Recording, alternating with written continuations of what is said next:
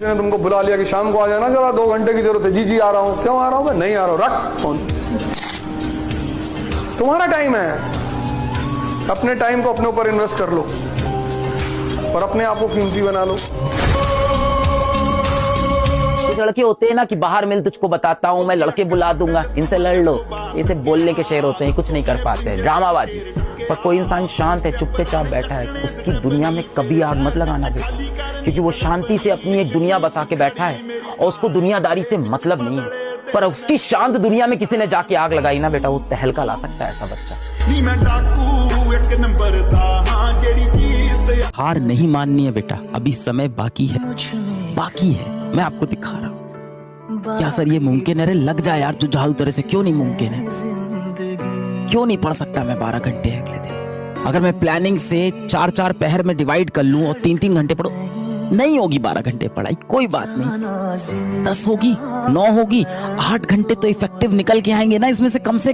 आपने सिर्फ सोचा भर कि मैं मर्सिडीज लूंगा, आपके अकाउंट से पैसा कटता है। तुमने सोचा कि I will buy a Mercedes Benz, तुम्हारे मोबाइल में मैसेज आया, टोटो 10,000 rupees debited from your account. How dare you think you will get a Mercedes? ऐसा कभी हुआ है तुम्हारे साथ? कभी हो सकता है? साला तो सोच लो, सोचने के कौन से पैसे लग रहे हैं? एटलीस्ट शुरुआत सोचने से ही होती है। वेस्टिज का सबसे बड़ा फायदा यह है कि यहां पर आके 19 साल 20 साल के लोग सोचना शुरू करते हैं कि अब हम भी ले सकते हैं। वो पहला बीज है, वो पहला। गिरना भी जरूरी है, औकात का पता चलता है। बढ़ते हैं जब हाथ उठाने को, तब जाकर अपनों को पता चलता है। जिन्हें गुस्सा आता है अक्सर वो लोग सच्चे होते हैं। मैंने झूठों को दिन रात मुस्कुराते हुए देखा है। सीख रहा हूँ इंसानों को पढ़ने का हुनर। ये सुना है कि चेहरे पर किताबों से तूफान में ताश का घर नहीं बनता, रोने से बिगड़ा मुकद्दर नहीं बनता। दुनिया को जीतने का हौसला रखो, एक हार से कोई फकीर और एक जीत से कोई सिकंदर नहीं बनता। कोई भी एज कम नहीं है कुछ भी नया करने के लिए।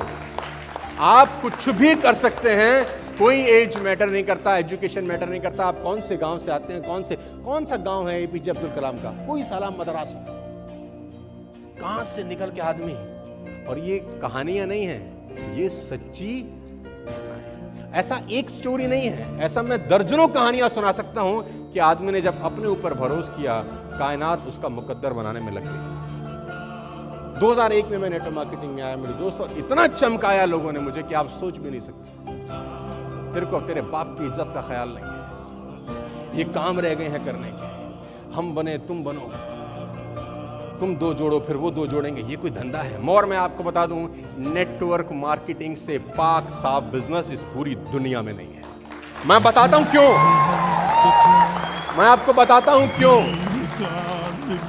मैं आपको बताता हूं क्यों। क्योंकि ये एकमात्र ऐसा बिजनेस है जिसमें एक सफल आदमी दूसरे सफल आदमी को सफल बनाने के लिए अपनी ऊर्जा, अपना एक्सपीरियंस, अपना टाइम सब लगा देता है कि तू सफल हो जाए, क्योंकि उसका स्वार्थ छिपा है कि नीचे वाला सफल होगा। तो ये एकमात्र ऐसा बिजनेस है जिसमें आप पैसे ना कमाओ तो यहां कोई पैसे नहीं कमा सकता। तो आपको पैसे कमा के ही देना है, ये जरूरी है। और जब मैं जिंदगी में बहुत नीचे गिरा था, अपने बीटेक के 3rd ईयर की कहानियां हैं, मैंने कई बार बताई भी उसके बारे में, तो मुझे एक चीज समझ में आई थी, मैंने डायरी में लिखी थी, और वो क्या था?